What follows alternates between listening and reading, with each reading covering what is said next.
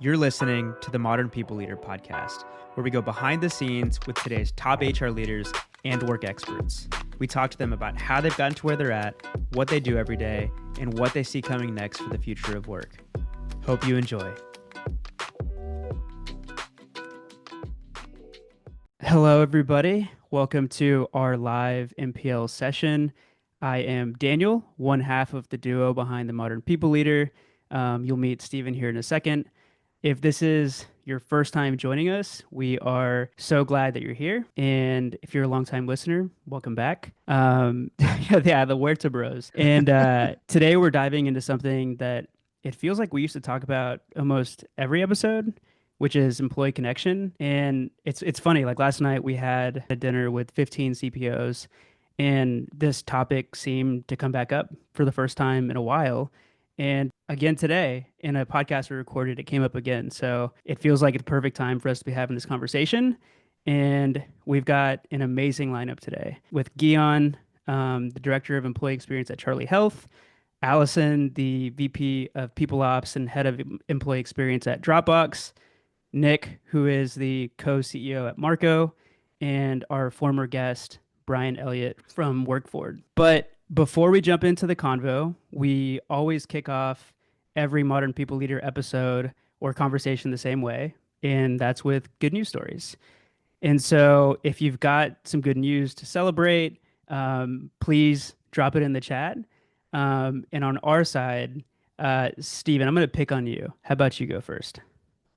Ooh, we've been recording a lot lately. We recorded an episode about 2 hours ago. So good news can be difficult. I'm going to go with, I have recently picked up vibe coding. I have longtime entrepreneur, never been able to code. And Daniel's sick of me talking about this, but my mind has truly been blown. I built my first backend APIs, front end, fully functioning website. I'm expanding that now to a newsletter just because I had so much fun. So I've learned some new superpowers is my good news. And if you haven't tried coding with AI, you should go try it today. It's crazy. It really is. And I can go next. This has been a marathon for the Modern People Leader the last week. So in the last, I guess, like 7 to 9 days, we've recorded 5 episodes. We hosted a Modern People Leader dinner in Austin last night, and today we're doing a webinar. And so I always love like these really busy weeks. Feels like we always have like, a month of downtime, and it feels like there's nothing going on, and then everything hits at once. And so my good news is I survived, or we survived. And so, yeah, that's my good news. Geanne, you want to go next? Yeah, I'll go next. I'll keep on the theme of offsites. We actually have our 400-person offsite in 3 weeks, and I think I have made the last adjustment to the rooming list. If any of you have planned offsites, you know the rooming list is like looking at a spreadsheet with a million names and codes, and I think we're done. So that's my good news for today. Nick, how about you go next? Wow, sounds like we're all talking about offsites. Last week, we actually had a team offsite in Atlanta. We shipped the public beta of this product that we're really excited to announce called Instant Offsites, but we got everyone together. We're a remote team, and we wanted to recreate that launch moment of like, I used to work at Facebook, and there are these things called war rooms where you all got together and like got to push the button. It's like that SpaceX moment. And that was that moment last week. And it was really special because we've all been working for this for 6 months, and it's finally live, and people are starting to get to use it. Congrats. It's exciting. Allison, you want to go next? Sure, I was going to do something else, but now I'm going to fall on the theme of offsites. In 3 weeks, we have our one of my team's people analytics. We have our team offsite in Chicago. I'm very excited. I love Chicago in the summer. I think it will be so fun to be with the team. And we've got like 4 new team members. So it's going to be great to meet them in person for the first time. And that leaves Brian. Hey, I got to do something at least a little bit different from offsites. So I'm going to play around with the fact that I'm actually really happy right now. My good news is I live in San Francisco. It's 56 degrees and chilly, and so we all tend to gripe. But this week, it's really awesome because all of my friends that are not in San Francisco are roasting, and I feel for you. So That's my good news bit. You're just going to rub it in our face, like bad I'm news gonna for just put it everyone else? right out there, Stephen. Sorry. Come on Thanks for in. that. Come on up to San Francisco. It's safe. It's lovely. Oh my It's a little God. I chilly. was there a month ago and I miss it. I miss that beautiful weather. And so, well, thank you everyone for joining us. Thanks for all the great news. Thanks for everyone, all the friends of MPL that I see in the comments and chat.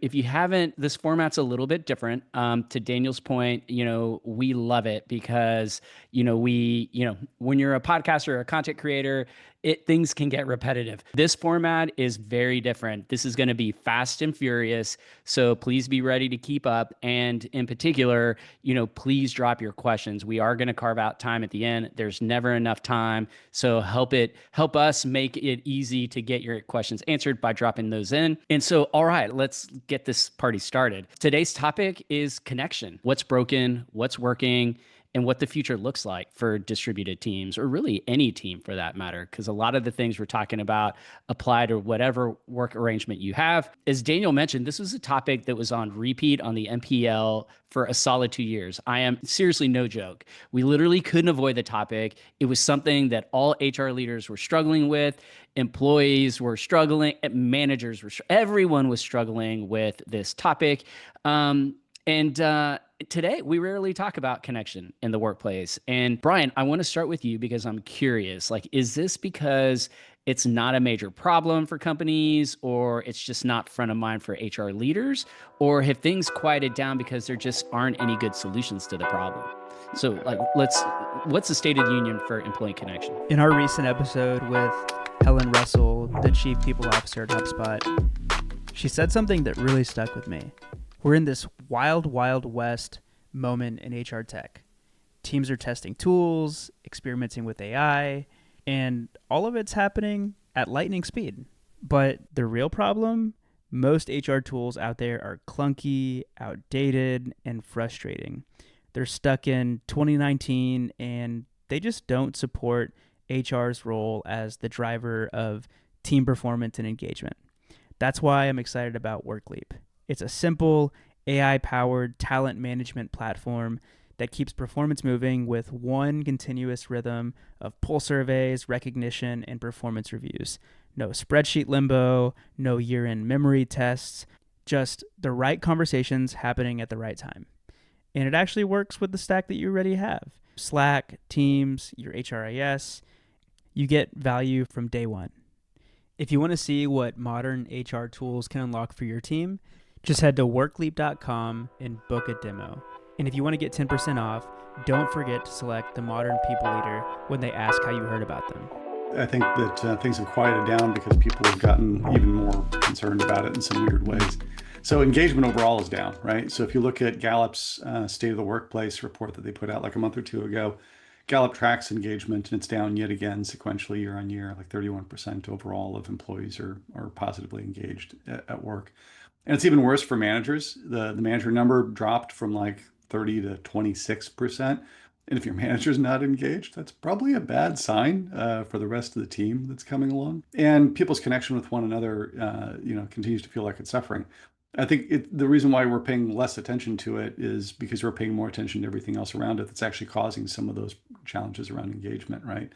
The demands to do more with less, generative AI adoption, return to office mandates, all that stuff is not necessarily adding to the mix here in a positive way. One of the challenges that I've seen just continually in working with organizations is the teams that people work on are more distributed than they were post-pandemic. So even if people are coming back to an office, they're not coming back to one that has all of their team in it on a consistent basis. And that lack of engagement and connection can be a real challenge. A lot of you probably have seen Atlassian's data on this. They showed that even quarterly gatherings with your team boost engagement by 27%, and then that sense of engagement and connection with your team persists for 3 to 5 months afterwards. And it's also really important for new team members and new graduates in particular.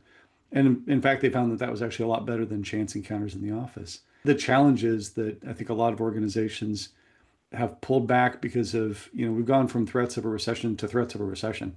And so the money around gatherings keeps getting pulled back, especially by larger organizations. And even if you're pushing people back in, it's not really the people that you need to see to establish relationships with. And it takes just a little bit of work, just a modest amount of effort to make this stuff work. But you got to have the capability, the desire to do it.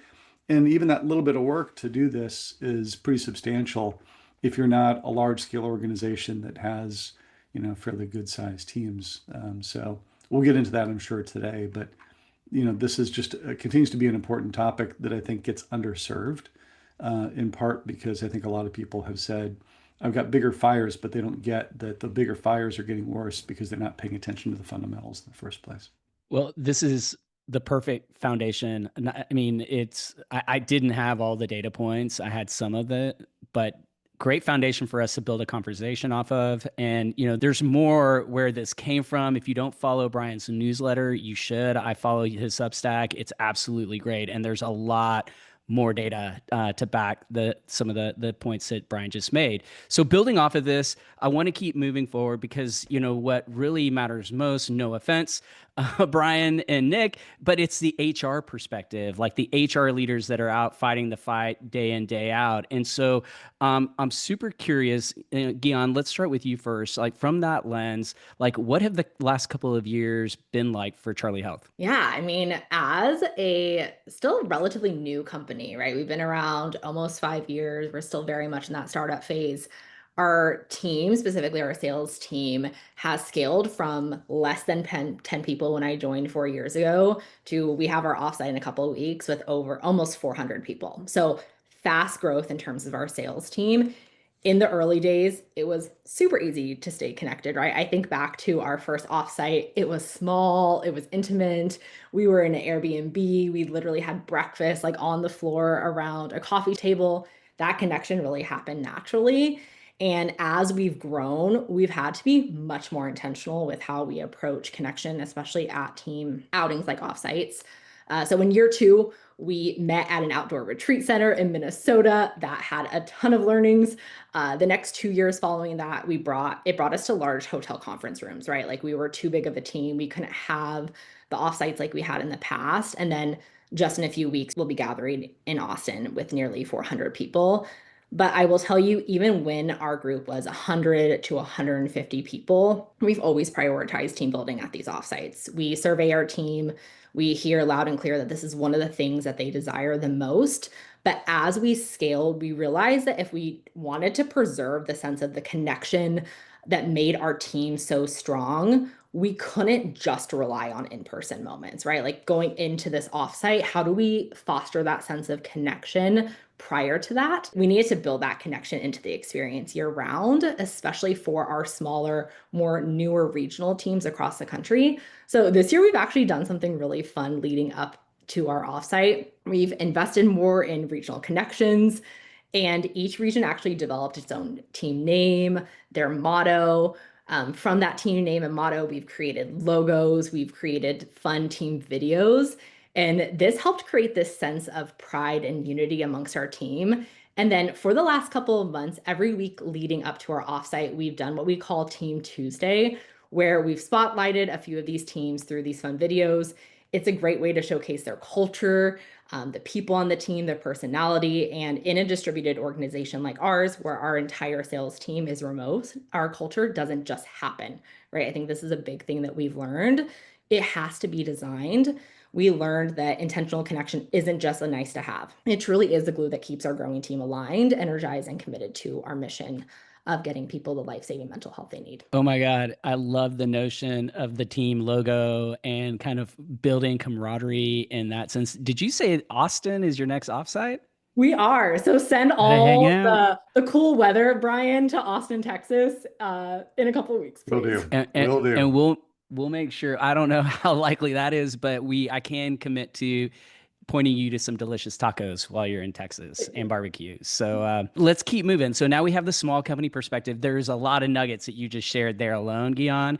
Allison, when you think back to making connection a cross-functional priority at Dropbox, what were some of the challenges that you encountered with your teams and leaders? Like share with us like the bigger company perspective. Yeah, absolutely. So, I mean, at Dropbox, we were a very in-office culture before the pandemic hit. We were 97% in office, and we kind of had all those trappings that you think of when you think of like Silicon Valley, company. And so, as a result, like our offices got really kind of viewed as these centers of culture, right? And so, as we were reimagining our approach to work and thinking through what eventually became our virtual first working model, which means that we work primarily remotely, but we get together about once per quarter in person with our teams. We knew we needed to keep human connection at the core of everything we did. And even 5 years in, right, we still see there's really no substitute for human connection, and we continue to really prioritize that. As part of that, right, like what that means for our teams, we gather on a set cadence. It's typically about quarterly. We give budget for our teams to meet quarterly. We have a couple of ways in which people gather, anything from like co-working to more like traditional types of offsites.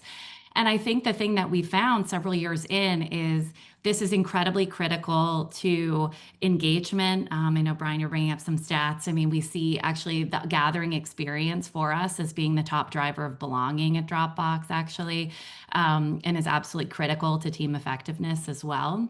There are some challenges, certainly, right? Like doing this at scale, we have over 2,000 employees.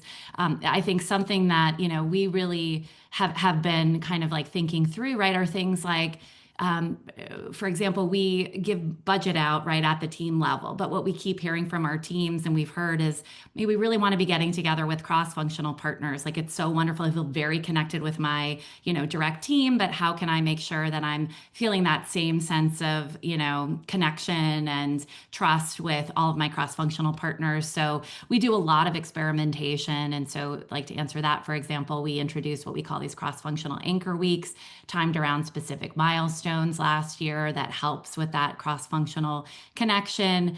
And we've also really had to kind of reimagine how we support this experience. We had to create, for example, an offsite planning team to help our teams be able to gather, because it's a very new skill for so many people to be able to gather like this on kind of an ongoing basis. And so we've done a lot of experimentation, a lot of evolution, but again, we continue to invest in this model and invest in the gathering experience because it is so core to being able to operate with speed and efficiency and effectiveness when we're back working virtually. So it's that connection that happens when we're in person is so core to that. I'm hearing a lot of intentionality, experimentation, and I love that there are a variety of different solutions that both you and Geanne shared. I'm really interested now to get, Nick, your perspective. You have the benefit of having helped thousands of companies work through this problem. In addition to what has already been shared, what are some unique challenges you've seen with, the world's best brands that you've worked with? What have they done to address these issues with connection? Yeah, I think we're lucky. Like, yeah, we've gotten to work with distributed teams that like Dropbox, which really have kind of defined what this post-remote era looks like. And they like in the early days were like writing what the future of the office might look like and how people actually would go into a workspace. And Charlie Health as well too. But then we also get to work with companies who are really like doing this for the first time ever. You think about a planner or a booker who's just completely gotten this dropped on their plate. And a few of the common challenges that we see, one is the first thing, which is like how often. That's kind of one of the first things that we get. And companies like Dropbox and Charlie Health have nailed this. They talk about things like getting folks together every 6 months. Quarterly is ideal, like if you really have the budget. And then like making sure people get cross-functional face-to-face time every 12 months.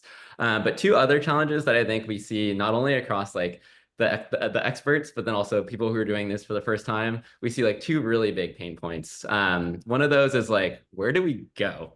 And so when you're planning one of these, companies spend a lot of time on this, which is like, how do we like choose the right place, the right city? And really, there's a lot of things that you need to take into account here. Everything from like your teammate's location, how much travel time is on each end, what it's going to cost, and what your team's preferences are. And so just some like guidance and tips that we've been giving here across companies of all sizes is like for travel time, like really optimize for like direct flights and like keeping your ground transit time from a destination less than 2 hours, ideally less than one if it can happen. And then like location, if a lot of your team lives in one location, like let's say New York City, and you're gathering an hour or two outside of it, maybe something like upstate New York could be awesome. Folks really want to like get outside of their core space. A tool that we found really helpful for this, that we use both at our company and recommend to others, AI can really help, because there's so many things that go into this equation on like trying to solve the problem, like where do we go as a team? And no one can really take as many inputs kind of as AI. And then lastly, I think when you think about like collaborating in a team and like actually deciding on which place you're actually going to, we recommend thinking a lot kind of about like the common areas and the collaborative spaces, because that's really where your team spends the most time. That's where they get to connect. That's where they get the coffee chats. That's where they get the walking meetings. And the meeting space, that's where they'll be spending most of their day. Love that. Tons of more practical solutions. So there's still a massive challenge with this, but there are a lot of things that companies are doing to kind of break through that. When you experiment, when you try new things, there are always lessons learned. You don't always get it right. And I know that in the prep conversations we've had for this session, that there are some fails out there. And so I want to now dig into lessons learned. And so, when I think back to what we've talked about already, to me, the last few years have been a huge lesson in knee-jerk reactions. And, that we have somewhat been forced to go through, like we had to do these things where, it was really operational pendulum swinging. Like, are we remote? We are remote. No JK, we're RTO. Like, ooh, that failed. So now we're going to be hybrid, something in between. And so for this segment, I want to start digging into those fails, like, the lessons, and more importantly, the lessons learned and where that guided you, what's worked, what didn't work. How did you evolve what you were doing? And again, I want to start with the research and data. Brian, what are some of the painful lessons that you've heard, through working with your clients and through kind of your position in the market? You've touched a lot of great brands. And so are there any stories that you can share with us? I guess in particular, one thing, we've noticed a trend that team travel seems to be up. Like, I felt like that was a luxury pre-COVID.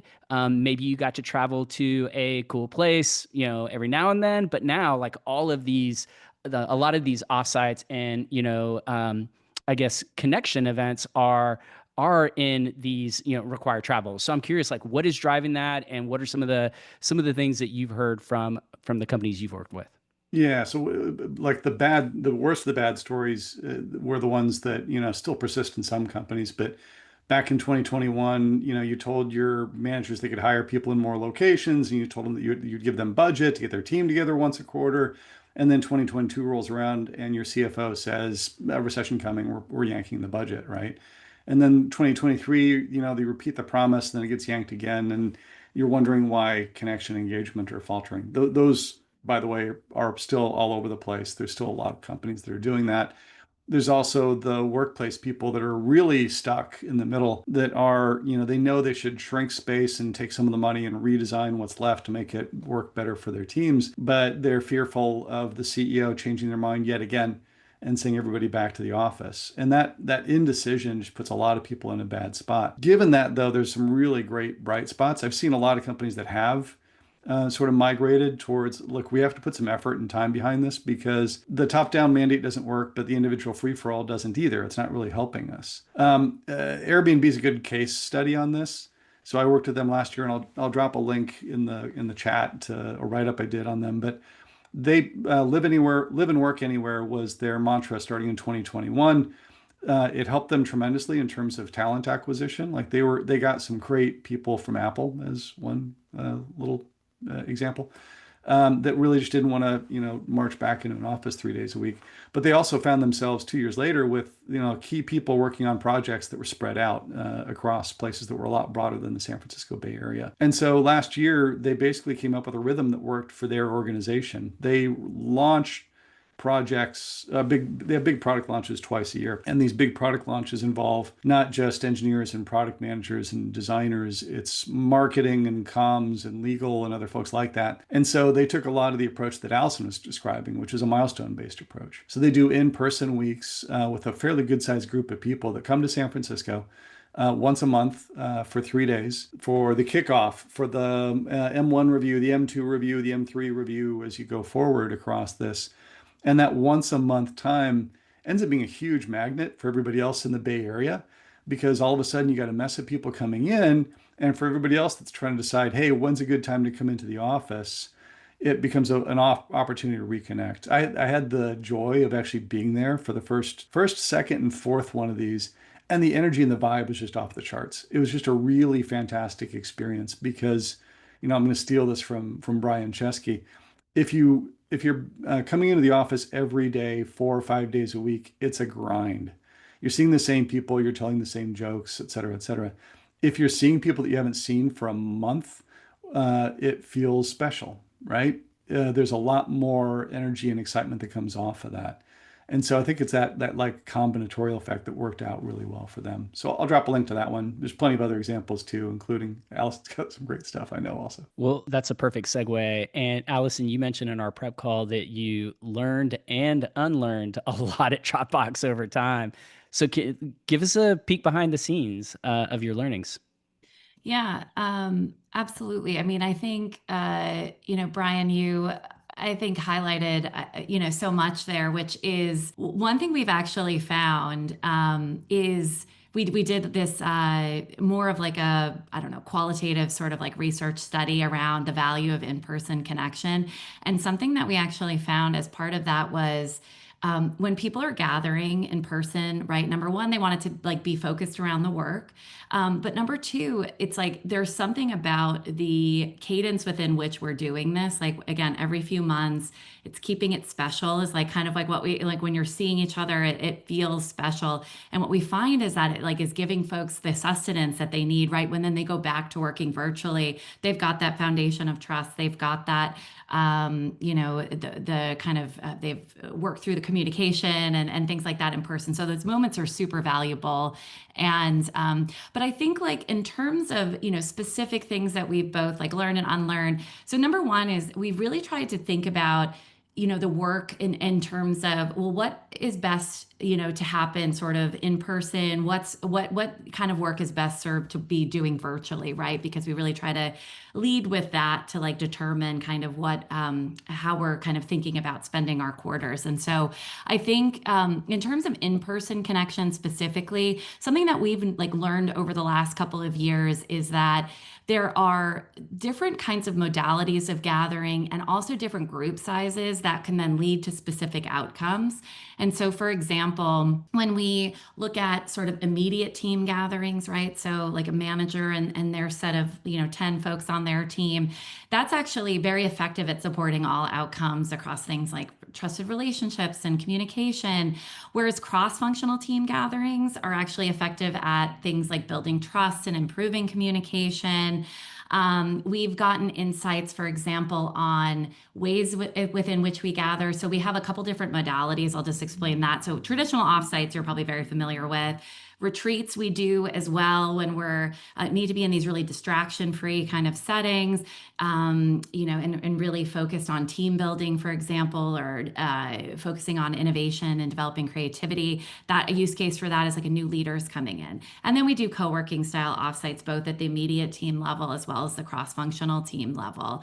And what we found, again, are group sizes and the way in which we gather really drives these specific outcomes. And so as a result, we've created what we call like this gathering matrix model, where we ask teams to really kind of lead with, okay, what's the outcome we're trying to achieve? Which sounds really simple, but we don't always think through things in that way. And then design the entire experience around that. And that would potentially change like the size of the group that you're with, who you are going to invite to the meeting, or to the offsite as well.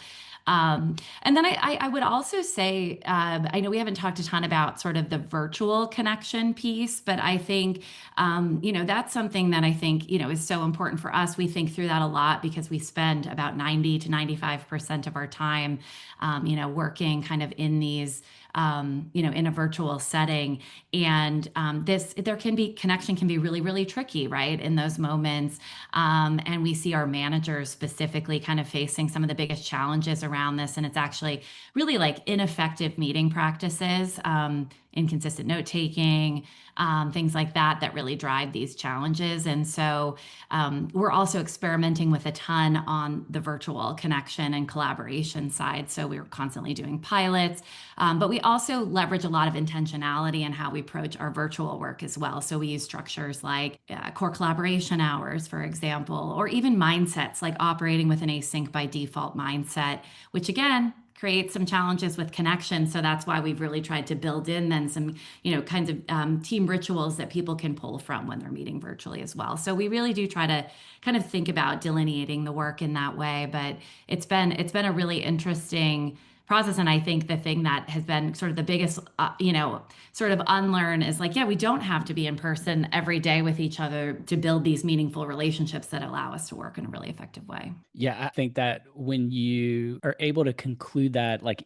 individually as a person, like that's a hard place to get. I think we've been on various journeys, and some people like have very specific things. So that's why there are companies that are committed to in office work. But I think what we have experienced is some of our best work has actually happened in a distributed fashion in over a sustained period of time. And the other thing that I just wanted to quickly comment on is I love me a decision-making matrix. And I love the fact that a matrix exists to help people think out like what is the right solution here? Because it sounds like there are various forms of connection that deserve a spot in the playbook. And so having a matrix to help me figure out, okay, what am I going to use here to drive the connection I'm looking for seems like a genius move. And so let's keep moving. Geanne, I'm so curious to hear your learnings. You mentioned that your fully remote sales team asked you to build an offsite playbook from the ground up. I love the concept of another thing you shared was the concept of a workshop style event focused on peer learning. I think learning is another component and need for why we need to have team connection and we need to have these gatherings. And so, why do you think, what have your learnings been, just with those two examples and anything else that you've experimented with at the company? Yeah, absolutely. I'm gonna go into the offsite playbook a little bit later, so I'll save that for that. But I have had so many learnings over the last couple of offsites. Before when our team was starting to get larger and larger, we just felt like we had to cram everything into our events. And what we've learned over time from serving the team is like they want to learn from each other. And that's really the approach we've taken with the last few offsites and the one we're really focusing on in the next couple of weeks.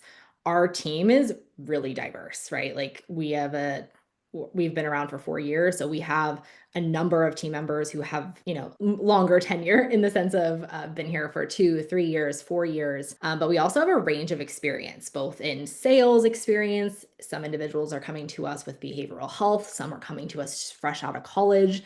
And so what we find is that these in-person opportunities give us an incredible space to learn from one another. At our company, they hear from our learning and development team from leaders all the time. Like we really pour into the team from leadership and L&D level. But what they really crave are those moments to learn from one another. In the past, we've tried to force a lot of learning. And then it's always when you're running over time, the workshop or the peer learning piece is the first to go so you can keep up with the agenda. And what we learned is that is not the way to do it. You really have to be intentional with how you're carving out your time and creating your agenda at an offsite. So as we've given our team at large more opportunities to build connection outside of these larger gatherings, we give them the ability to connect with one another each quarter as a region.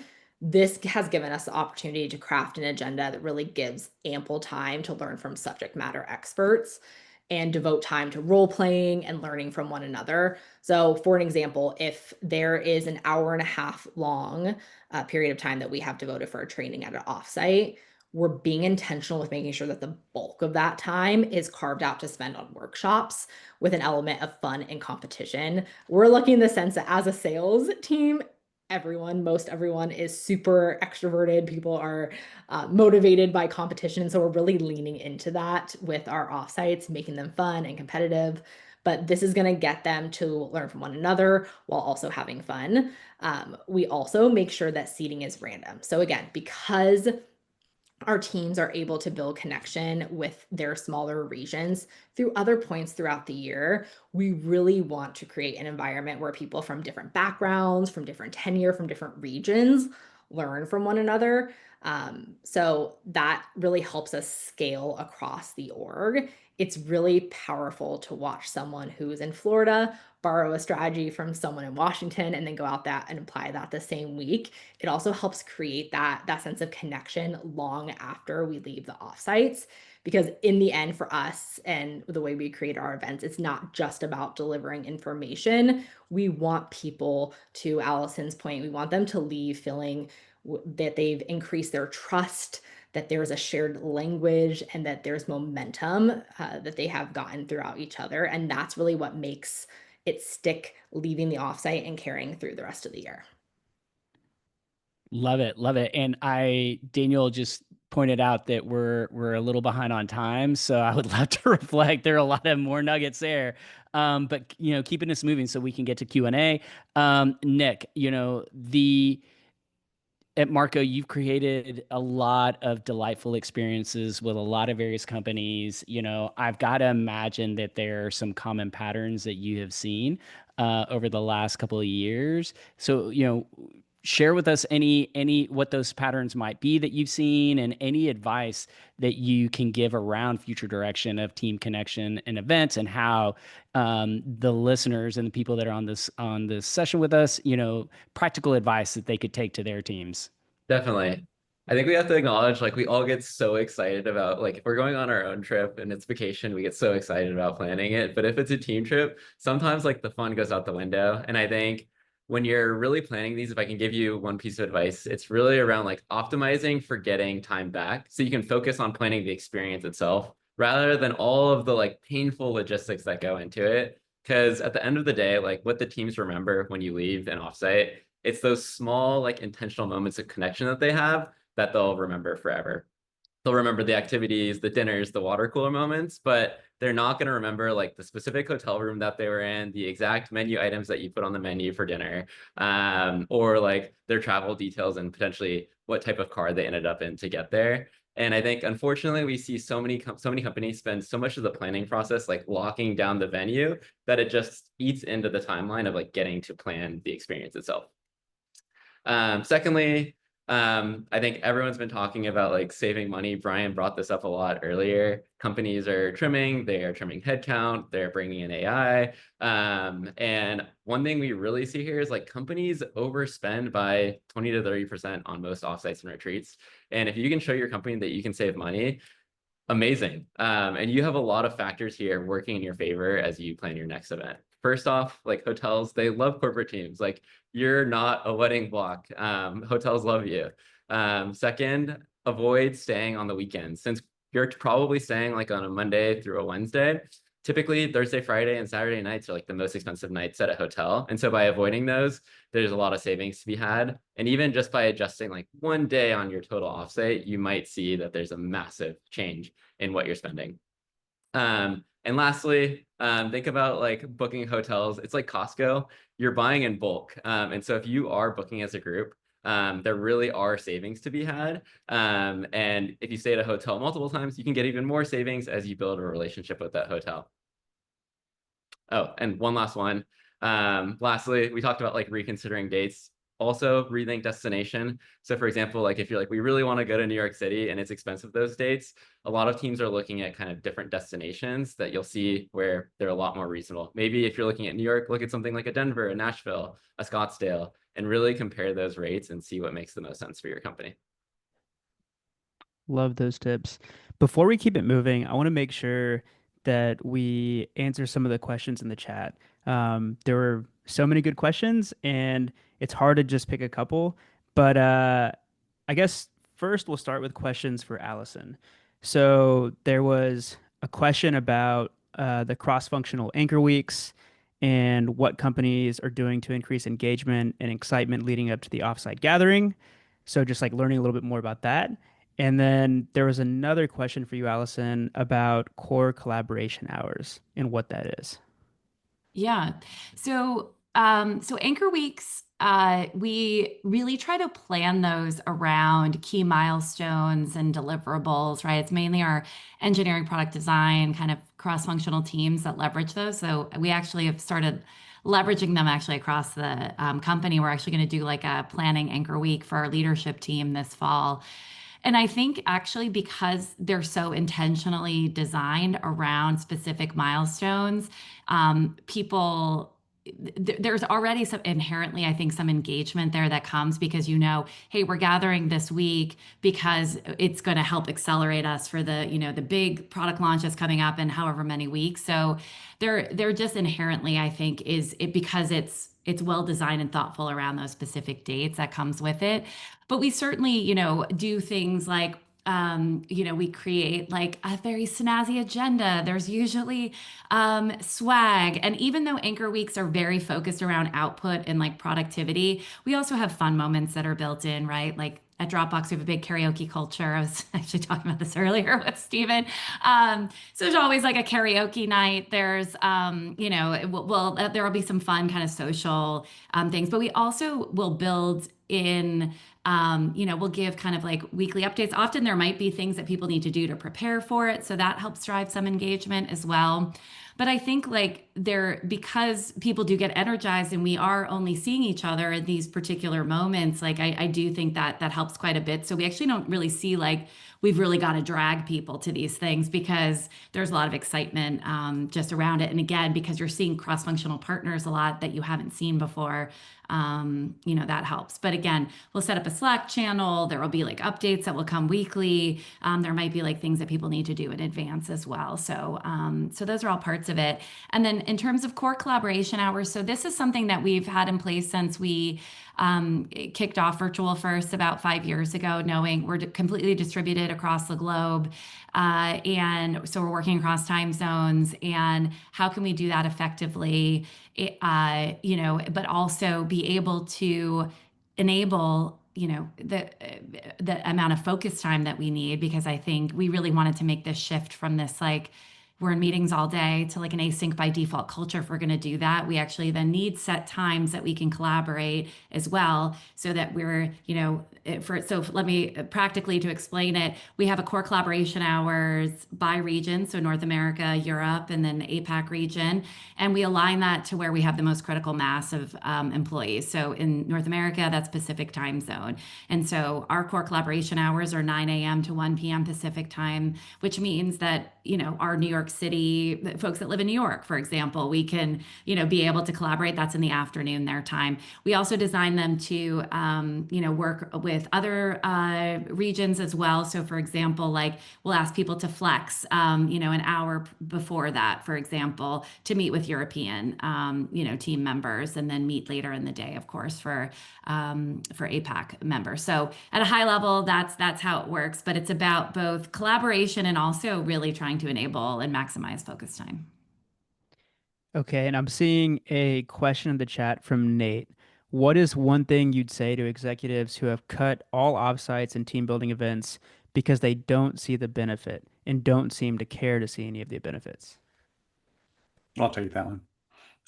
I chatted with a chief people officer of a research-oriented firm about this one. She brought up the example with me because she'd actually figured it out. Scientist CEO who didn't believe that time together and getting to know one another better was really that important. So she actually got him to commit to trying it just once with his own team.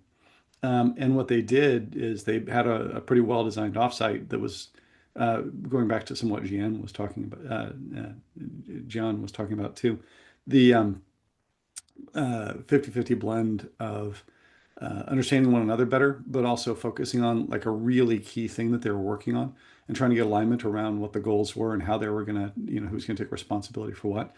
But then also going deeper with each other about how they worked, how they operated, and what their preferences were. CEO came out of it and said, that was the best thing ever. Can we do that again next month? And so part of this is like getting them to have that experience. I think the other thing to do, especially with executives who are more like just do the work oriented, is this helps you accelerate the work. This isn't about just having fun. This is about how do you gain alignment across people The best examples that I've got on this is start off with a conversation. If you can accomplish one thing from a business perspective, make it, is the entire team aligned around what goal it is that we've got for this project or for this team for the next quarter? Do we all understand what good looks like? If you can accomplish that, then everything else gets a lot easier. You can also talk about how you work together. Allison was talking about this, in terms of your team norms and how they operate. All of those conversations also build connection with people, and they help you accelerate the work after you come out of it. And that's what I think a lot of people who have made this investment have found is it's not just a feel good, do we feel engaged, do we feel connected? It's, do we understand each other better? Do we understand the work in front of us? Do we understand our roles and responsibilities to carry this off? I give you a Yeah. long answer to a short question. Yeah, I'm like, it's shocking that is a perspective, a leadership perspective, but I think it's real. And Daniel, thank you for asking that and getting an answer, midstream. But the number one thing we hear from our listeners, why they come back and listen to the show, is because we give actionable playbooks as part of the conversations. We're able to dig in and kind of get things that you can take back to your teams and literally start jamming on today, implementing like next week. And so this last section, we're running short on time. So, in your most kind of succinct possible way, we want to enter the future playbook and what's emerging as kind of the best practice as it relates to connection. And so I want to start with Allison. I want to start with Geanne. Geanne, can you share kind of what the playbook looks like that's emerging for you? Yeah, absolutely. So I really started to design this because I saw a huge need, right? Like what we do for our sales, our outreach org is very different from what we're doing for the rest of Charlie Health. And I saw teams like craving the sense of connection and not knowing where to start. So I wanted to create a best practice playbook that other teams can lead on, that really walks them through the basic rules just around offsites. Yeah, that's going to be important, right? Like, how do you approach this with finance? What are the spreadsheets you need to fill out? Like, all that is important. But I wanted it to be something that gives them tips and insight into why events like this matter. So exactly what we were talking about, right? The data. How do you craft events that allow you to have measurable outputs? For us as a sales team, it's easier because, of course, we want to see our sales productivity increase. We want to see more clients get into care. So I know it's not always as easy for other teams, but for us, that's a big part of it. And really walking through, how do you plan intentionally every step of the way? Like, what do good pre-surveys look like? How do you take that information, then synthesize down into an agenda? What does a post survey look like? What are the things that are going to be important to share back to finance, share back to leadership? And so for us, when we're thinking of like frequency, cadence, it starts for us in our learning and development team from the very moment someone joins our sales team. So I actually include that in the playbook. The moment they start onboarding, we match them up with a mentor that they travel to in week 3, because that is setting the tone that is really important to us and our culture. And then each quarter, regions get together. The regional director, which is the leader of that region, plans that. 2 times a year, we have our senior sales leaders get together. 1 time a year, we have the regional leaders, and then 1 time we have an entire sales team. So we really do have a cadence that we follow. And something new this year that kind of just goes into how connection is so important to us. One of our top sales incentives is a founder's trip. We were founded in Bozeman, Montana. Our team craves that connection to our mission, to each other. And so we're trying to figure out what are ways that we can incentivize our team to want to be together even more. And what we're finding is that is one of the top things people are striving for, right? So that is in itself driving performance of our team, which is really exciting to see. And included in this playbook is just like things that I've learned the hard way, right? I started planning offsites just by like searching and scounging Google, doing tons of emails out to hotels, and it wasn't helpful. And luckily, I found companies like Marco who do that, and so that is definitely in my playbook. Just like, how do you start to source locations? How do you take into account flight times and all of that? And I hope that it helps other teams across our org. There's a huge, I mean, planning all of our MPL live events, there's a huge amount of admin that's involved. Just venue selection, like the list goes travel, the list goes on and on. And so having help there can be, uh, a game changer for sure. Allison, you're up next. Share with us what the Dropbox connection playbook looks like. Yeah, absolutely. So, I mean, I've talked a little bit about some of the cadence and, frequency that we look at for our gatherings. And that's something that, is communicated actually to candidates even, right? Like as they're coming into Dropbox, and something that we talk about in onboarding as well. But in terms of our like actual playbooks for say gathering in person, we created Offsite-in-a-Box essentially, which is, I mentioned we have an offsite planning team, which is something that we basically, it's like an end-to-end sort of like event, concierge. I know this is not feasible for a lot of companies and teams that are out there, but for us, it was like really trying to reimagine like, hey, we've completely reinvented the workplace and like what this looks like. So we actually need to now rethink the how we support this. So we certainly will provide like more of like a white glove experience to teams that will come in. That offsite planning team plans about 30% of our offsites. But again, that's only 30% of our offsites. So that's where Offsite-in-a-Box comes in, which is essentially is open source every playbook that all of our offsite planners use. So it includes everything from like location specific playbooks. It's about certainly bringing that matrix to life and guiding people through how to think through planning a really intentional gathering. We have a huge content repository, experience repository that's also by location as well. And so again, we really are always trying to focus, I think, on, this is such valuable time that we have together. How can we like continue to up level this and again scale it? Because across several thousand people, you're never gonna be able to like plan all of these gatherings together. But then I also would cite, it's like from a virtual perspective too, we have a lot of team rituals that we really do try to embed in how we work day to day and how we think about connection and building relationships.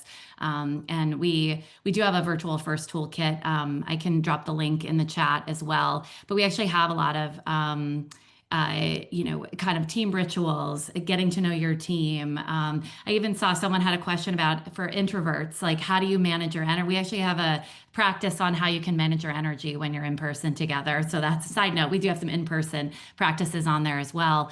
But these are the types of, things again, what's the best way to kind of like kick off a meeting, for example, and conduct a meeting as well to keep folks engaged. So these are some of, and again, similar kind of to how we think about that Offsite-in-a-Box. The Virtual First Toolkit is about open sourcing all of our practices and toolkits for everyone to actually be able to access too. So I think that's something that's been actually a really important part of this like learning mindset that we've taken with Virtual First too. Awesome. It always boggles my mind how an hour goes by so quickly. Brian, since you answered the last question, I'm going to skip over you. Sorry, buddy. But Nick, bring it home for us before we open it up for, a few more questions for Q&A. Again, we love bringing the perspective of, an innovation perspective to these conversations. And so what are some of the innovative things that you're seeing in the emerging playbook with the companies you work with? Yeah, I think if we like first mention like traveling for companies, if you're traveling alone, it's like never been easier. If you're booking a room for a business trip or you're a single teammate traveling to another office, amazing. Like you can do that instantly. You can book that in minutes. Navan, Engine, Concur, all great products. I think we've seen though is like all of these platforms are built for traveling alone and like your personal preferences. So like what size the room is, how comfortable the bed is, how fast the Wi-Fi is. But everything that we've talked today, this is about how this has kind of changed in the last 1 to 2 years. And we see this whole new bucket of group travel like skyrocketing. And we see that naturally across these companies. Brian mentioned this earlier. We see like corporate travel spend, group travel has now become almost a third of what companies spend on their overall corporate travel budget, which is kind of crazy to see. It's crazy. The last few years. And the tools just haven't really caught up. So let's say you need to book 10 plus hotel rooms for your next offsite, your retreat, or like a sales kickoff. You actually can't do that online. You're going to hotel websites, endless emails, all these phone calls, these super confusing contracts. And then you're like scouring the websites, looking to see if this is even a fit company because you can't find pictures of like their meeting spaces or where your team might hang out after the meetings are over. And then lastly, like we mentioned earlier, companies just then end up overspending by like 20 to 30% because they're totally missing out on these group rates. So fortunately, like there's a few new incumbents in the space that are really trying to make like the legacy travel space a lot better. And some of those, for example, not just Marco, others that are great are Engine, which is like a bigger player, and Team Out, which is like another great startup kind of trying to tackle this. But I think just quick little plug for Marco, there's a few quick ways how we're kind of uniquely approaching this from like, really, like I mentioned earlier, AI is a really powerful tool to help you match with things that are the best fit for your team and actually help you book these 10 plus hotel rooms. Secondly, there's 20 to 30% savings to be had guaranteed here. And transparent pricing is helpful because so many hotels hide in things like the hidden fees, the resort fees, these taxes that vary by city, district, state. And then lastly, it's important, like if you don't have an incredible team of event experts like you do at Dropbox and Charlie Health, to be able to get access to those for free. And you can have as much interaction with them or as little interaction as you want. And so you can kind of get that here at Marco. Love all of that, and thank you all for giving it the rapid version of the playbook. We, like I said in the beginning, we never have enough time for Q&A. So Daniel, I'm going to hand it over to you to kind of highlight some of the best questions that we've gotten in the chat. Yeah, so we have a question from Danielle. Would love to understand how other companies align different cultures where there's a subculture in office versus less engaged in a remote environment. I'd probably say part of that is actually getting people together with gatherings, right? So there's two things to that, which is the in-person. You gotta, if you don't invest in it, you're not going to fix it bluntly, right? If you don't find a way to get people together on at least some quarterly frequency, it's gonna be really hard to overcome that. The second is you got to take the in-office culture stuff and do it online too. So some of what Allison was describing and what's in their virtual first toolkit are fantastic examples. Two of my favorites are doesn't matter if the meeting is quote unquote in an office, hybrid, or online. Start off your weekly team meetings with an icebreaker. Spend the 15 minutes unproductively. This is back to some execs will hate this because they think it's unproductive time. But that first 10, 15 minutes that you're spending every week on some degree of social connection, where do you stand on pumpkin spice latte, being my classic, gets people talking question, will yield dividends for you. And the other is find a way to share with each other. I am a personal fan of personal user manuals. So having everybody in my team where the manager goes first, share out how they operate, how they work, where they live, who they are, and all that. Just start building those connections across people. Those are great tips. We have a question from Tyler. What do you provide to leadership who wants to see a measurement of success or some sort of proof that the time was truly valuable? Is it poll surveys? Maybe, like what are the best ways of doing this? And Geanne, I'm gonna pick on you. Any response there? Yeah, absolutely. I mean, ideally, we want to see this carry through on poll surveys, but I think the individuals who are leading these events and creating them, it's super important that immediately following the event, you create some type of survey yourself and you ask the questions that you know are going to be important to your leadership team, right? Like rate your increase of feelings of connection.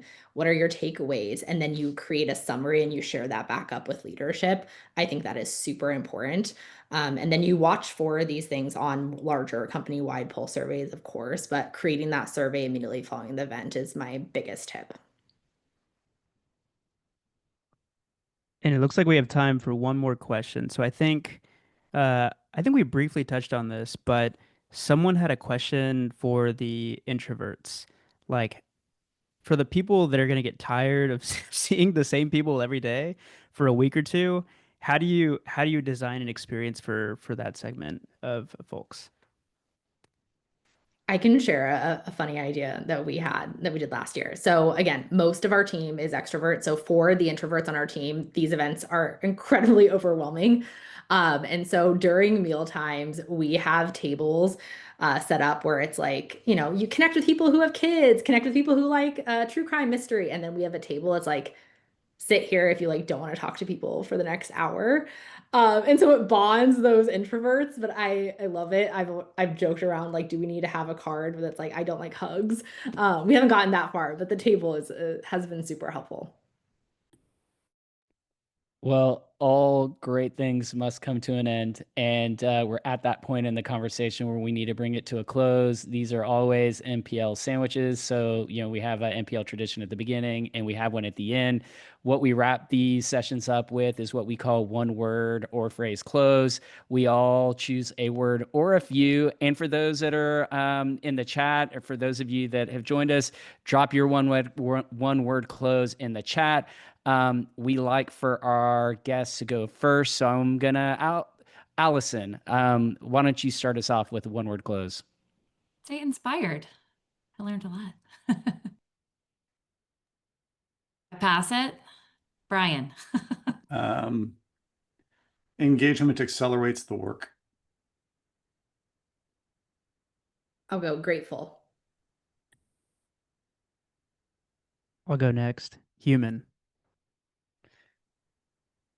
I'll go next. I ever since he said it, I can't get it out of my head, and that's pumpkin spice latte. Hey. And that leaves you, Nick. Intentionality. Intentionality. Well, this has been a super intentional session. Thanks to everyone that all of our panelists for being so intentional and following our format and our feedback. Thank you to all of the people that attended today's session. We can't do this without you. We're going to be sharing links and lots of information as a follow-up. So I guess that's goodbye for now. Thanks, everyone. See y'all. Bye. Bye. Thanks for tuning in to another episode of The Modern People Leader. We really, really appreciate it. And if you enjoyed the show, please leave us a 5-star rating. It would mean the world to us. And connect with us on LinkedIn. We want to know what you think about the show, and you can find links to both of our profiles in the show notes. Thanks again for listening, and see you on the next episode.